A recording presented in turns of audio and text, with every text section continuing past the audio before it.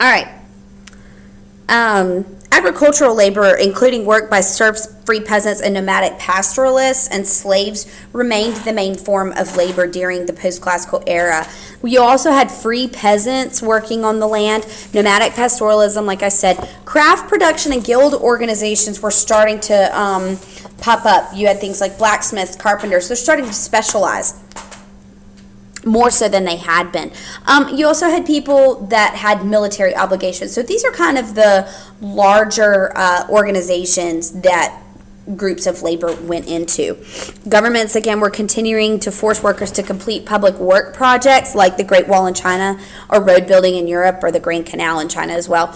And manufacturing had a growing need for laborers.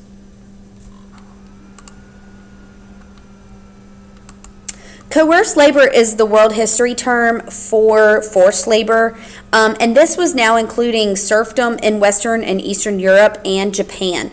But the difference between serfs and slaves is that they were not sold by individuals. Serfs were tied to the land, not the owner. So that meant that they stayed on the same land regardless of who the landowner was. But serfs, like slaves, received no pay, but they didn't pay taxes either. The feudal systems of Europe and Japan, the farm laborers were serfs, but by the end of the era, serfdom was in a decline in Western Europe. In Russia and in Eastern Europe, many free peasants actually volunteered to become serfs to avoid paying taxes like the free peasants had to. In the Inca Empire in the Andean South America, the Mita system was similar to the kinds of coerced labor that the Chinese and European landlords employed to build public work projects. And the next era, Europeans who conquered the Inca adapted the Mita system to their own benefit. And the Mita system was simply this idea that each person owed compulsory services to the state. They owed labor services to the government, not necessarily to people within the government, to the government itself. And the quipu, which can also be spelled with a Q, kept the count. This was where the quipu really came in to play and became important.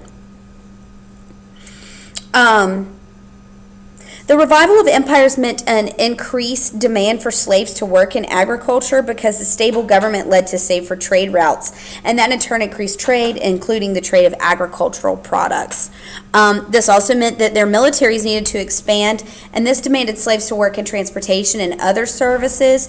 And it's important to note that Africa and Eastern Europe were the primary slave sources. This is where we're going to get most of our slaves in the world. And in fact, the word slave actually comes from the Slavic peoples of Eastern Europe.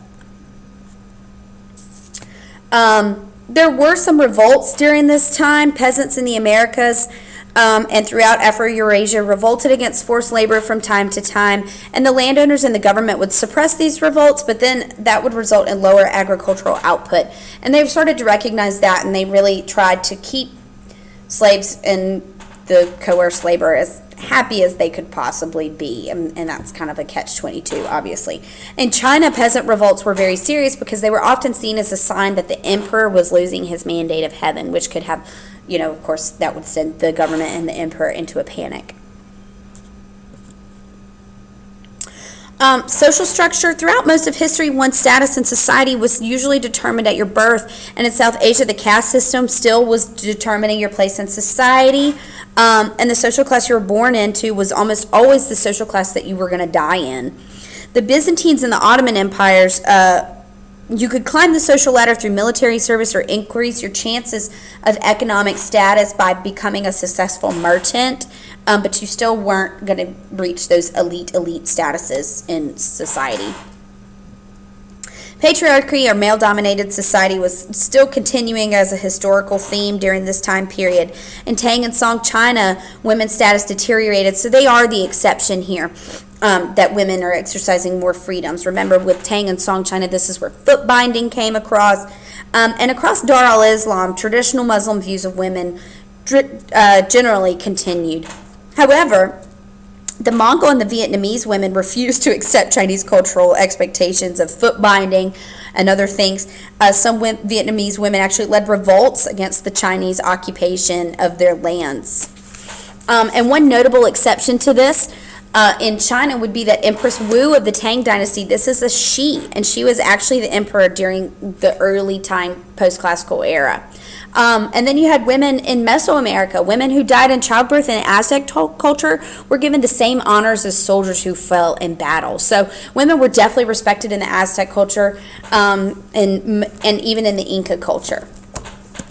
And that's it for 3.3.